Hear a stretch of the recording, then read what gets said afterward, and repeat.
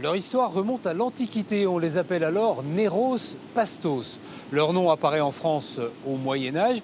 Ils s'inspirent de la Vierge et de ses diminutifs qui signifient Petite Marie. Petite Marie, je parle de toi. Des diminutifs tels que Mariole, Mariotte ou Marion qui vont donner marionnette. On les fabrique avec toutes sortes de matériaux, du bois, du carton, du tissu. De la ficelle et du papier.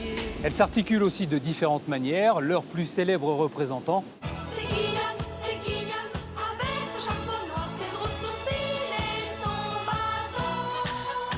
derrière elle, ou plutôt par-dessous ou par-dessus, il y a celui qu'on appelle le marionnettiste. Ils sont plus très nombreux. Aujourd'hui, nous en avons rencontré un, il s'appelle Venko.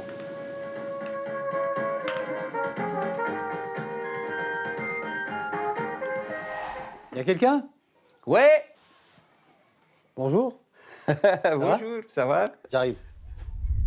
Alors Venko, vous me racontez comment ça a commencé, tout ça. Là, on est dans votre univers. Le début, ça se passe quand? Ça se passe où? Ça se passe comment? Il y a déjà 30 ans. Je suis bulgare, je suis venu ici. Ma femme était française et j'ai un bac plus 7 en formation d'être marionnettiste et mettre en scène pour le théâtre de marionnettes. Je suis venu ici pour, pensant qu'il y a des théâtres de marionnettes comme chez nous, dans chaque ville. Mais non, voilà, il fallait que je me débrouille toute seule. J'ai commencé à faire des spectacles toutes les vacances. La direction de la culture nous prête la salle de Vosges. Et depuis des années, c'est comme ça, pendant les vacances, où j'invite des collègues marionnettistes qui jouent, où je présente mes spectacles. Au mois d'octobre, toujours, il y a le festival de marionnettes qui s'appelle la semaine de la marionnette. Vous avez une idée du nombre de spectacles que vous avez créés depuis?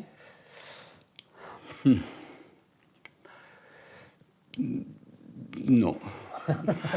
Le métier de marionnettiste, c'est pas seulement voilà, l'animation des différentes marionnettes, c'est aussi la fabrication des marionnettes. Oui, c'est ma force. Je crée à Z, même la musique avec mon fils, on fait ici. La musique, autour de moi, il y a des gens qui parlent très bien français, voilà, pas comme moi. Ouais, il y a quelqu'un qui m'aide pour la langue française et pour le texte. Il y a des gens qui m'aident pour la couture, le travail avec le bois, avec le métaux. Et nous sommes une équipe, nous sommes une famille. Et il faut que les marionnettes fassent quelque chose sur la scène. Pas seulement... il faut qu'elle marche, il faut qu'elle s'assoie, il faut qu'elle regarde. Quand elle regarde quelque chose, le public aussi regarde cette chose-là. Vous voyez, elle guide le public. Et les enfants sont très faciles. Attention, attention!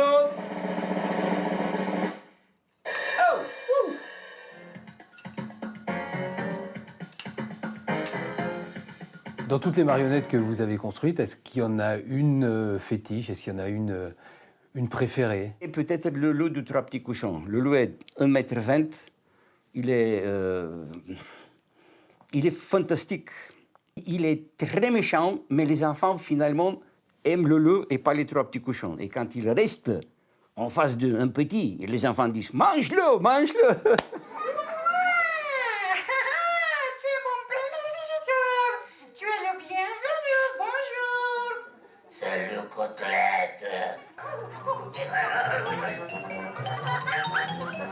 Là, vous êtes en plein préparatif de votre spectacle de Noël. C'est toujours un moment important dans l'année. Oui, c'est très important. Et le public, ce sont les enfants, les parents, les grands-parents? Oui, tout le monde vient. Les petits, les grands, les bébés. C'est parti! Et c'est très intéressant chose. Il y a des gens qui viennent avec leurs enfants qui disent qu'ils sont venus au théâtre de marionnettes quand ils étaient petits, mon Dieu. Vous voyez déjà, il n'y a rien, le temps passe.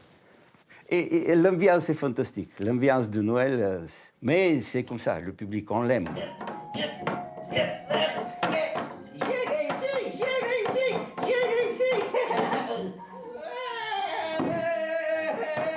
Venko, merci. Reste à souhaiter à tout le monde un joyeux Noël et un bon spectacle. Ce sera les 27, 28 et 29 décembre, salle de Vosges à Dijon. Les marionnettes font leur cirque et c'est Venko qui en connaît et en tient toutes les ficelles.